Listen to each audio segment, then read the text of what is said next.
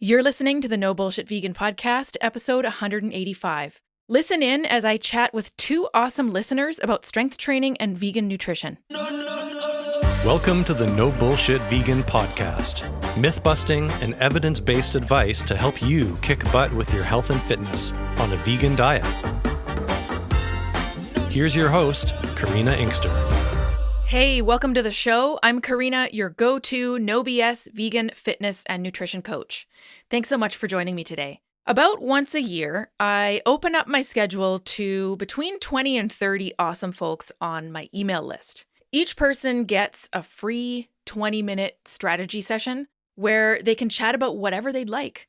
Things like creating an effective workout plan, brainstorming vegan meal prep, calculating protein requirements, plotting vegan world domination, pretty much anything goes. Now, this time I recorded these sessions for the podcast, and I'll be sharing two of these calls today and a few more in upcoming episodes. So huge thank you to the kick-ass people who booked in and were open to sharing our conversations on the show. I really want to be sharing more conversational style content here on the podcast.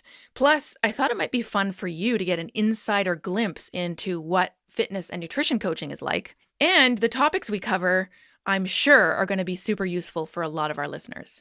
By the way, if you're not yet hanging out in my little corner of the internet and getting my newsletter, which is the only way to get free strategy sessions plus other giveaways, head to our show notes at nobullshitvegan.com/185 and sign up. First up, I'm sharing a call with Linda. We hadn't chatted before, and she booked in to discuss tuning up her fitness routine and getting stronger. Hey, Linda. So whereabouts in the world are you? So I'm in Kamloops, BC. Oh, Kamloops. Okay, nice. Yeah. I've never been to Powell River. I've been up as far as, I think it's Egmont, the last stop on the peninsula there. So. Before the second ferry. Yes, exactly. Yeah. One of my training buddies spends about half her time in Kamloops. She's in Vancouver. Okay. But we train on FaceTime because we never see each other in person. But her dad is in long-term care in Kamloops, so that's where she's at. And I hear all about her garden and how cold it's been lately.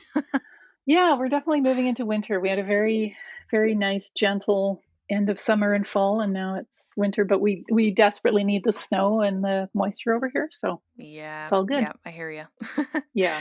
Well, let's jump in. So I have a bit of info. You're looking for kind of getting back into consistency, finding a plan that's going to workout wise. But maybe you could tell me a little bit about what's Linda's current situation and what's Linda's wave a magic wand situation. That's a great way to put it. Yeah, my current situation is I work Monday to Friday at a job that's near a gym. And so I have a membership and I would love to be making it 3 days a week during my lunch hour, but lots of things get in the way. So sometimes it's 2 days a week, sometimes it's only 1 day a week. And so I know I'm not getting that consistency that I need to really make any progress. And I'm not even sure I'm maintaining at this point. I do find, those weeks where I make it 2 or 3 times consistently for a month, it's like, wow, I feel so much better and so much stronger. And so it's like, just want to get back into that. And then I'm also, I think at best I'm kind of maintaining right now, and I would like to actually be getting stronger. And so, just thinking about a plan to really build consistency as well as make sure that what I'm doing is effective and actually getting me somewhere.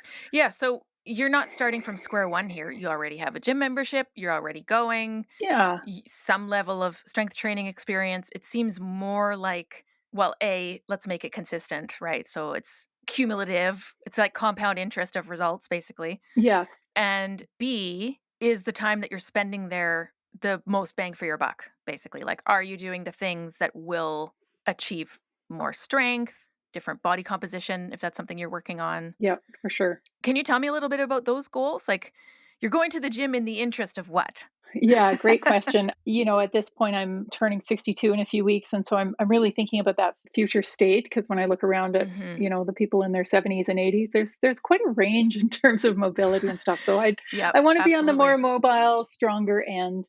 So that's sort of, at this point in my life, probably number one. But then also, I think, just in terms of body composition, I know there's, I could just have more muscle and a little bit less padding all over kind of thing. So definitely body composition and, building strength for the future, the kind of idea. And also just being able to do the stuff that I really enjoy and keep up with friends who are fitter. Like I cross country ski in the winter and, I love it, but sometimes it's humbling. And then, hiking Yep. in the summer, I really enjoy too. But yeah, we're in a mountainous kind of place. And so, yeah, some of the hikes are hard and I'd love to be able to just have that more energy to do the hikes and stuff. So yeah. Yep. That makes complete sense. Being able to kick ass when we're 103, doing all the things, going on adventures, not injuring ourselves. I mean, it's not just about going to the gym. Like, I feel like on some level we should enjoy it for the most part, but the point is to translate it into what you're doing outside the gym. Yeah, exactly. So, is it functional for the activities you want to do and the lifestyle that you have, right? Which is different for every person. Exactly. Yeah. And I think that point that you've just raised is reminding me that I really enjoy spending time outdoors. I think I naturally gravitate more toward the cardio kind of activities because that's Mhm. stuff I can do outdoors, either on my own or with other people. And often as I'm walking toward the gym, I'm like, I could just turn right now and just go for a walk and I'll hit that trail over there and I could use that the next 40 minutes doing that instead. And then it's like, Mhm. no, no, I know the strength training is good for me. I got to do the strength training. So but I do feel like I'm always being pulled toward just wanting to, go for a walk in nature or something. So Totally get it. Yep. Well, if you had a plan, like going into the gym with step 1, step 2, move A, move B, is that part of what would help with the consistency thing? Or is it mostly something else like having other people's eyeballs on whether Linda worked out today or not? Like, what do you think is I mean, there's usually a lot of factors, but what do you think is the yeah, biggest one in being consistent? I think I'm a little bit too soft on myself in terms of, oh, work got really busy today. I'm just going to answer a few more emails and not go to the gym. Right. There's some of that going on. But Right. then instead of after work going, okay, well, I missed it at lunch. So I better go tonight after dinner. I'm not doing that. So I think that more of a sense of commitment to like, this is it. I'm committing to the gym 3 days a week. It doesn't really matter what happens during my day. I've got to go 3 days a week. I think that would really help. I think I don't have a bad plan for while I'm there. Like it's short, but I feel like it's effective. Like I kind of have, from the time I kind of get to the weight rack until, I leave that area, I feel like even though it's only about half an hour, I feel like I do some weights. I do a little bit of kind of mobility stuff, a little bit of stretching, and then it feels like I've done a lot. Like I'm not lifting huge heavy weights and, that's another conversation, but I feel like I'm able to just go pretty hard for 20 minutes with a variety of weight stuff. And so then Mhm. it feels really good. Like I can feel it in my legs and my arms as I'm walking back to my office. So Mhm. I think it's short but fairly effective. I think it's more that consistency thing that I need to work on. You do not need to spend 90 minutes in the gym Thank you. 8 days a week to get results.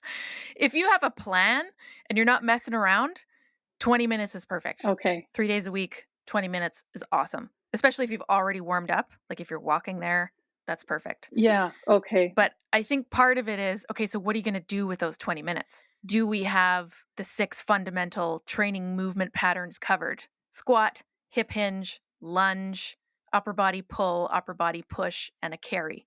You don't have to do those every single workout. That'd be pretty hard to fit into 20 minutes. Right. But is that happening evenly across your training week? So that kind of thing, like what are you doing with the time at the gym? That could be something to look at for sure.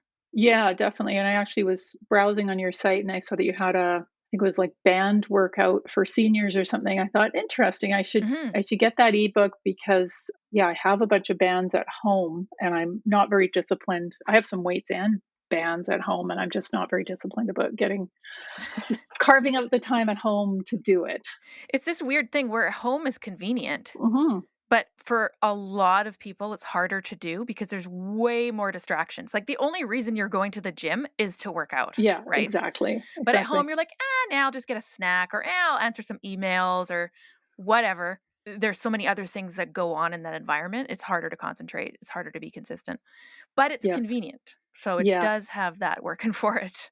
Yeah, I have often thought I have some time in the mornings and I don't always use it super effectively. It's like if I really am thinking about this, half an hour, I could do a 10-minute warm up. I could do weights for 20 minutes and then I could, do 10 minutes stretching or something Hmm. at home in the morning. I actually could be doing that. So, there are things I could be doing or after work, like one or the other, Yeah, right? totally. Yeah. Yeah. Well, then you have the question of, well, what can you do to hack your own environment to make yourself accountable to other people, or I don't know, some kind of a goal that you have in mind. I'm actually not huge on having training goals. I think a lot of times it takes the joy out of training because you're just training for this thing that's like 6 months down the road. But for some people it works. I am really old school with like writing in a physical calendar what I did on a certain day. I'm digital with everything. My whole business is online, right? Google Calendar, scheduling, everything's online except music practice and workouts. I'm actually physically writing them into an agenda. Like Monday, I did upper body and I swam. Tuesday, I did blah, blah, blah. Because there's something, it almost feels like you're checking it off a list, Yeah. like you've done Yeah. something for yourself, you know? So, anyways, just throwing that out there is like little hacks, workout buddies in case there's someone who could meet you at the gym at a certain time. You have no choice but to go to the gym at that point. It's almost like outsmarting your own brain, right? It's easier to do that than to try to change how your brain works. Yeah, I'd like to find someone who would go to the gym with me. I did the Sun Run a few years ago and yeah, committed to the training program with a friend. And that was just magic because I had to show up, right? So Mhm. having Yeah. that for the gym would be really good. Definitely. Right? Yeah. Well, I'm happy to help you with the what to do at the gym part. I do have a PDF that's those 6 moves. Awesome. So these are like the 6 that you need to have in your training week at some point. Right. Okay. Worst case scenario, if you don't know what to do, just go to the gym and pick 3 of them. Yeah. That's your workout for the day. 3 moves, 3 sets. Yeah. That's it. That's a good idea. It doesn't have to be complicated. Yeah, I'll check that out on your site for sure. Yeah, I realized today that you had just have a ton of great resources. So Lots on there, lots on there. yeah. And the book that you mentioned, the resistance band book, it also has a section for how to create your own workouts. Oh, nice. And Okay. it's not just applicable to resistance bands. So it tells you what those 6 movement patterns are. And then it's got options like, okay, if you're going to work out 2 days a week, you have to structure it like this. If you're going to work out 4 days a week, this is what it could look like. 4 days, you have a few more options. Like you can do upper body by itself and lower body by itself, but you need 2 of each, right? Right. Yeah. So that's an option if you have more days, or if some people will do like shorter workouts, but at home and Monday to Friday, for example, Yes. 10 Yeah. minutes, 5 days a week or something. They have a few more options for breaking muscle groups up differently. Anyways, that's an option. Yeah, that's super interesting. Thank you. Question about your coaching program. Hmm. I'm just curious about sort of your approach to accommodations or helping people overcome particular, how do I say this, weird body stuff. Uh, Hey, everyone has weird body stuff, me included. okay. Okay. I find myself at the gym doing, I'm pretty happy doing sumo squats and lunges to a degree, but I struggle with regular squats because I seem to get into my lower back way too quickly. Mm, Like I hmm. can aggravate sort of sacroiliac and kind of lower back stuff quite easily. It seems with regular squats. So I don't know what I'm doing wrong, but I have just been avoiding it, and it would probably be best not to be avoiding it, to actually be resolving that issue that I'm having. So yeah, I'm just wondering how you address that in your training program. If you do you actually work with video to kind of assess what's going on, or Totally. That's a good question. Yeah, form is huge. And so the next best thing to having someone standing right there while you train is video. okay, And there's 2 options. It depends on what level of coaching people want, right? The highest level includes half an hour of focused one-on-one time every week with me on Zoom. And a lot of people use that for form. So I'm in my gym. They're either at home or in their garage or wherever they work out. And it's not really like a training session. hmm, I'm not like, okay, give me 20 reps. Like it's specifically about form. And so we're okay, looking at their squat and we're looking at their back angle, and I'm showing them things, and it's just kind of like a back and forth live on Zoom. yeah, That's in okay, the highest coaching level program, though. right, okay, Not a lot of people are on that unless they want like really in depth, lots of coach time. yeah, The other programs all have form videos. okay, So you're sending us a quick clip from your phone. You can actually do it directly in the app that we use for coaching. Here's 5 squat reps. How do they look? And then we send you both video and written feedback. So that is one thing we could do specifically with your back, kind of hip, squat situation. Is there anything that stands out in terms of form? Maybe there is. Maybe it's just a movement pattern that doesn't work for you right now, and we do something else. Yeah. Okay. So we'll program around it. Are you doing any sort of physio, anything like that? Not right now. Yeah, I was kind of pre-pandemic, and then stuff got canceled in March 2020, and then I Oh, haven't yes. actually gone Yes, it back. And did.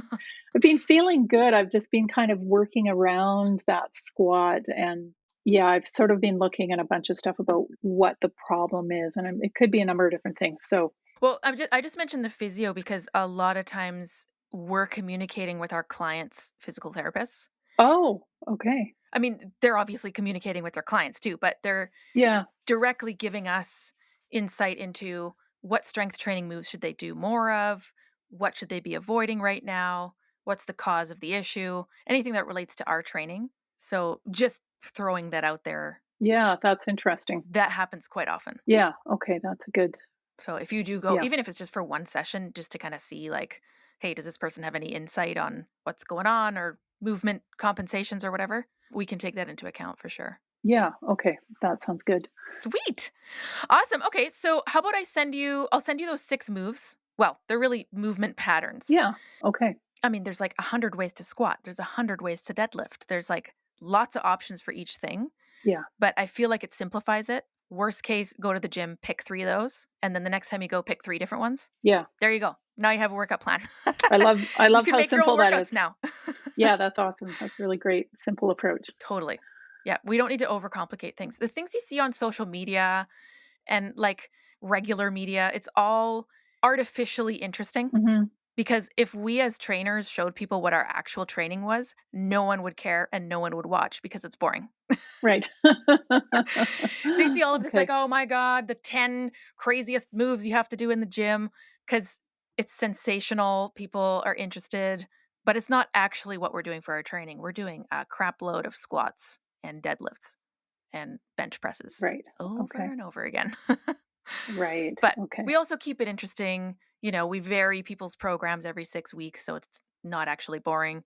But the point is, it doesn't have to be complicated. It doesn't have to feel super overwhelming. And you can get a great workout doing just 3 moves Yeah. in 20 minutes. Okay. That's awesome. I look forward Yeah. to seeing those resources, and Sweet. yeah, I'll check out more about the coaching program. Sounds good. Awesome. Well, nice to meet you, Linda. I'll email you a little bit of follow up. So I'll email you that PDF. It's a pretty big file, so I just put it on Dropbox and you can download it to your hard drive. Perfect. Okay. And yeah, more info on the programs. I'll just send you the link to it, but it's on our website too. All the programs are laid out there. And yeah, get in touch anytime. Okay. Sounds great. Thanks so much, Karina. Awesome. Nice to meet you, Linda. Yeah, nice to meet you too.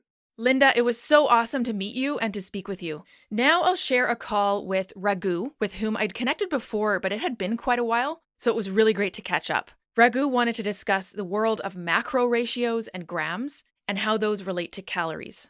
You mentioned you want to talk about macros as one of the things, right? Is that still on the agenda? Yes, I am a little confused with the idea of percentages, ratios, and how they apply them versus what is traditionally stated about the macros you should have. 1-for-1 ratio of protein to your weight, which then would mean that I'd probably take in like around 150 grams of protein. But if I use the ratio method, it's a lot less than that. Oh, I see what you're saying. Okay, yeah. So if you use the ratio method, it's pretty much across the board. Like 20% of your calories should come from protein, for example, right? Whereas the grams version takes into account, presumably, your body weight, your activity level, your fitness goals, and then it spits out a number. Hey, you should aim for such and such grams of protein a day, which may or may not correspond to that 20%. Exactly. Right. Okay. Yeah. This is a really good point because we don't see any of this information on nutrition labels. You know how, like, if you look at a nutrition label, it'll say this, whatever, juice has 150% of your daily vitamin C or 30% of your daily vitamin D, right? We don't have that for macros because everyone's different, right? Mm. So it's a little more complex because we have to track our own food in order to see. Is that something you do? Are you tracking your nutrition? I do, yeah. I use Chronometer, Yes. Yeah. Yeah. and I love it because of the fact that you can track supplements as well, and it has the timestamps. And I try to have a gap between first round of supplements in the morning versus the afternoon to spread them out. And I'm sure that I probably am overdoing it. I don't know if I have the right mix of supplements at the right time. Mm-hmm. And I wouldn't necessarily count on you to tell me if I'm duplicating those or not, because I think I'm probably going to sign up for a natural path for that. But I would like help with developing a food plan because I actually did sign up with another vegan coach, and it's only for 2 months. And I'm struggling to follow the food plan he has me on. And I appreciate he put one together. Mm-hmm. And I love that I'm introduced to new things to eat. For example, this company called Say Grace. Oh, haven't heard of that one. Yeah, I mean it's crazy. You can get quote unquote chicken nuggets. You know, it's everything's soy, and they actually process out the isoflavones, which are supposedly what Mm-hmm. is responsible for the quote unquote estrogen. Well, the bad estrogen. It's just hard to consume because you have to boil it. You have to squeeze out all the water. It's not the best tasting. So there's a lot of soy in his plan, which I don't mind consuming soy. It's just that there's a lot of it gets a bad rap out there, right? And I just want to kind of Mm-hmm. limit it and have more variety, maybe Got it. Okay. lentil pasta or whatever. Yeah. So from that plan that you have, do you have either a ratio or a gram or both goal for protein? Absolutely, yeah.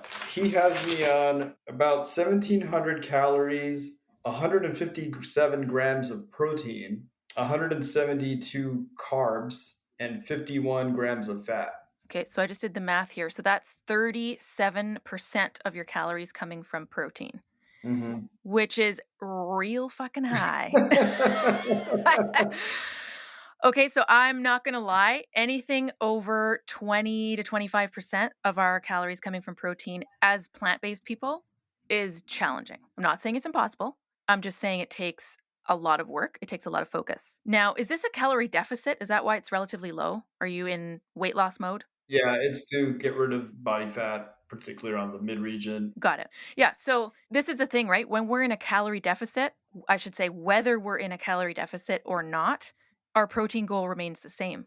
So when we're in a calorie deficit, Mm. we still have to hit that gram number, but we have fewer calories to do it in, Mm-hmm. right? Yeah. So your percentage right now on 1,700 calories is 37% of your calories coming from protein, which is really high. But down the road, if you were to eat 2,500 calories or something, you're looking at a much lower percentage of your calories coming from protein, but you're still getting 157 grams. Totally makes sense. Yeah. So what you need to do at this point, presumably the calorie deficit is short term. I mean, this is kind of like weight loss mode. You're not going to be doing this the rest of your life. But while you're on 1,700 calories with this much protein, you need to focus on things that are really, really, really protein dense. Seitan, fava bean tofu is huge. 64 grams of protein in one block. Oh, fava bean tofu. Yep. So it's not made with soy, it's made with fava bean, but it's the same idea. It's all, traditionally made, single ingredient, super good protein source. Okay. Probably at this level, you're going to need to do at least one protein shake a day just to get that amount. Oh, totally. Yeah. That's fine by me. Yeah. Yeah. And there's nothing wrong with that. Yeah. As long as you're not getting all your protein from protein shakes, you're fine. Yeah. Yeah. Yeah. That's probably why this plan has so much tofu and soy. It's a great source of protein. You do want to make sure that you're getting multiple different kinds of protein from different sources. Mm-hmm. Seitan, you into that? You could make your own if you want. Oh, yeah. I like seitan. Yeah. Let me write that down. I'll send you a recipe. Nice. Thank you. Yeah. This is great. I'll write down the fava bean tofu as well. Yeah. Cool. Okay, so my question is, where does the 157 grams of protein goal come from? Yeah, it's just his calculation. He didn't get into how he got that number. Okay. He just took my weight and my goal of losing fat and gaining muscle. That's really it. Okay. Well, I'm just going to share my screen here for 1 second. Let's just look at this just for shits and giggles. Why not? We're here anyways. Yeah. Okay. Can you see this protein calculator? Yeah. Okay. So this is specific to folks who are plant-based. Do you do kilos or pounds? What's your preference? Pounds, sadly. Let's just see. Okay. So what's a body weight range that you're aiming for? It doesn't have to be super exact, just kind of range that you're aiming for. I don't know, 145. Okay. And you're plant-based, of course, right? Yes. Yes. And now you are currently in a calorie deficit. Yes. Yes. Okay, so we're going to tick that. Now, what does your training or your activity in general look like per week? I'd say moderate. Yeah. Moderate is 3 to 4 workouts. Yeah. Once we get into high, it's like daily. Daily workouts are No, really definitely intense not me. sessions, 3 to 4. Okay. Moderate's great. Yeah, so you know what? You probably don't need as much protein as you think. Mm, This is based on 3 different sources, by the way, awesome. like nutrition resources that amalgamate a whole bunch of research. Yeah. Let's see here. So, Academy of Nutrition and Dietetics, Dietitians of Canada, American College of Sports Medicine. And it's telling you 111 grams of protein. Let's just do the math here. 111 times 4 is 444 divided by 1700. That's 26%. That's a lot easier to hit Y- than 37. Yeah. Oh, this is great. Yeah. hmm So, a lot of these plans from trainers are for like bodybuilder level tofu for no reason. Yeah. Bodybuilder level tofu. Did I just say? Oh my Yeah. God. Protein, I love it. It's easy. It sticks. It sticks. but also tofu. Yeah. You know, hilarious. Yeah. So you probably don't need that much. That's almost 160 grams of protein a day. Thank you. Yeah, I mean, honestly, having read Robert Cheek's books, and he talks a lot about this as ratios the way you do, which I really like and appreciate. And it has me at a lower number than what I'm on at now. And plus, another thing is a friend of mine, he's really in good shape. Like, it's obvious that he works out. He's a few inches taller than me. And he says he probably gets around 110, 120 a day grams of protein. So it Yeah, kind of is like proof to me that's reasonable. that it's very doable to have less protein and get obviously in good shape. Totally. Yep. Just for fun, I kind of wanted to see like at what level would we require 160 grams of protein a day? Hmm. Well, actually 159, which is very close to your 157. Yeah. I didn't change anything about the body weight, the vegan status, the calorie deficit, but I did change the little slider for training intensity. And it has to be the very highest, like I have an active job plus intense training 6 to 7 days per week. Ah. So that's an active job plus a daily workout, or it's intense training 6 to 7 days per week Wow. with more than one training session on those days. Really? Yeah. So, like, you're an endurance athlete who has to lift in the morning and then train triathlon in the evening every day. Wow. That's when we would need that much protein. Oh my God, that's really helpful to know. Because I was telling him that I find myself really gassy. Yeah. Well, not surprisingly, Yeah. I mean, that's a lot. I was combining 2 different protein powders actually for my shakes, hmm and that could be part of the reason. He did tell me that the brand I was using does make him more gassy, so he recommends sticking with the brand he uses, which is True Nutrition. And I definitely noticed a difference, but when was in a workout mode a few years ago, I noticed with high protein intake, I was always gassier. Yeah. It's pretty common. You're not the only Oh, one. good. It's good to know. You know, protein farts is totally a term in the bodybuilding world. Oh, really? Yeah. And it's not just for omnivores, it's just like across the board. Oh, Plus, a lot of the foods that we as plant based people eat that are high in protein are also really high in fiber, like mm, beans. Tofu has fiber in it, edamame, yeah, all those kind of things. So, a lot of people who eat animal products are not getting as much fiber. They can eat like a plain chicken breast or something, which we would never consider. yeah. So there's also the fiber difference, which is great news for us in general. But if we're like really trying to max out the protein, it can be a bit much. Yeah, yeah. You know what's crazy, by the way, is I went to this zoo here in DC recently with my family, and it's just so crazy, right? To see elephants and tigers and Mm, lions. I mean, hmm they look depressed, right? I mean, I was only there because my cousin's little kids were with us, and then you go to the cafeteria, and you can buy a burger, you can buy a chicken sandwich, Oh, but yes. fortunately, I'm really happy to say that they had not one, but 2, veggie options, which is great. Well, that's better than zero. Yeah, so I'm happy to see all the progress thanks to people like you. It is progress. Yeah. But it reminds me of all of these, I won't name names, but they're animal rescue organizations. So, that you can adopt pets from or that you can donate to, whatever.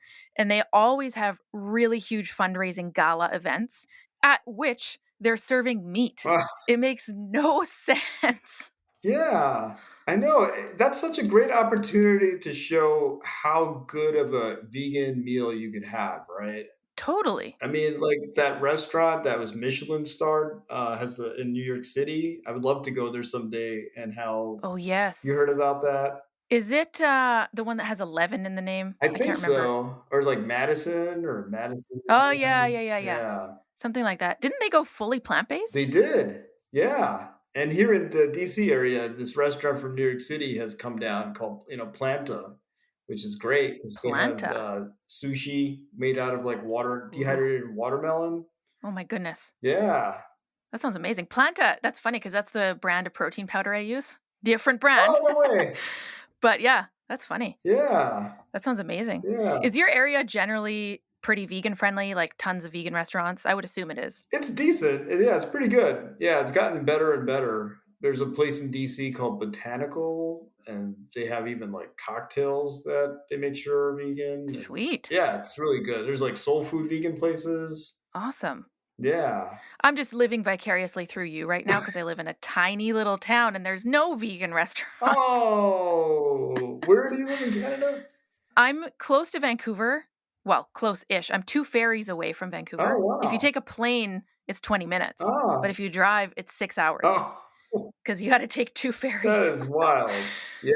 Yeah, but Vancouver is, like, it's the closest big city, and so that's where all the vegan food is. Ah, I go there. I mean, that's where I'm born and raised, right? So I go there quite often, and then it's just like vegan food fest for 2 days straight. that's awesome. Yeah, Yeah. so there's tons of options there. I met a musician from who lived in Toronto, and he was saying how what stinks is unlike in the States where cities are a lot closer to each other. It's really hard for him to get around Canada because everything's so much more spread out to perform. Yes, that's a good point. Yeah. There's 10 times less humans than in the States, Right. Right. and we're spread out over a massive area of land. Yeah. So just, like, way less population density, way lower population density. You may have more people after this election, though. So. Oh, I know, I'm ready for it. I have a friend who has dual citizenship, so Canadian and American. Pretty sure he's thinking about renouncing his American citizenship at this point. Yeah. I mean, that's a pretty major move, but, like, the research is happening, you know? Oh God, what a step back for the environment. Jeez. And so many other things too, eh? Yeah. Unfortunately. Well, it was great to chat, Raghu. Is there anything else that I can follow up on? I will send you a couple just like ideas for protein and, Yeah. little bits. Was there anything else that would be kind of in that realm? No, I think that that would be great. Yeah. And maybe in the future I could like if you have any options to like just sign up with for like a consult with you, like I'm happy to pay, where it's like, hey, I just want to check in with you, get a sanity check. Like, am I on the right A path? sanity check. That's good. That's what I should call those sessions. Hey, you want a sanity check? Yeah, yeah, because I don't always know what the hell I'm doing. Sometimes, I'm like, okay, I'm pretty good, but I could use some adjustments here and there. Hey, it's important for everyone to have that, right? I mean, I always have a coach of some kind for different things. Yeah, Right now, it's a swim coach. Like, it's important for coaches to have coaches. It's important for accountability reasons for just folks in general. yeah, exactly. Yeah, for sure. Yeah, Yeah. I also made a couple notes, so I'll send you a seitan recipe in case you want to try making it yourself. yeah, Ridiculously high in protein. awesome. And a couple other things, fava bean, tofu, bits and pieces, things you can experiment with. I gotta go research this fava bean option. That's I'm great. pretty obsessed. Yeah. What do you have near you? Do you have Whole Foods, Trader Joe's, There's a something place like that? called Mom's Organic Grocery Store. Oh, perfect. Okay. One of my favorite things for protein that I like to get from there is pumfu. You know Oh, yeah. that? Yeah. Yes, They yes. have like a chorizo crumble, sausage crumble. So it's the same concept, right? That's basically tofu made out of pumpkin seeds. Oh, I don't even know if it's tofu. I thought it was just pumpkin seeds. Oh, isn't it like fermented or no? Oh, yeah, it's fermented, but I don't remember seeing tofu in the recipe. Yeah, I don't know how they Oh, okay. really get all that Huh. protein. Well, it's a good product either way. It's pretty versatile, kind of like soy-based tofu. Yeah, it's delicious. Yeah. Nice. Awesome. All right. Well, it was nice to connect with you. I will send you some follow-up. Anything that comes up, obviously, you know where to find me. Yeah. Shoot into my inbox at any point, Yeah. and we'll go from there. Thank you, Karina. I appreciate your time and your advice. Raghu, thanks so much for booking in. Awesome to chat with you. Don't forget to access our show notes at nobullshitvegan.com/185, where you can sign up for my insider newsletter that gives you exclusive access to things like free coaching calls, book giveaways, and tips for vegan world domination. Thanks so much for tuning in. Thanks for listening to the No Bullshit Vegan podcast at nobullshitvegan.com.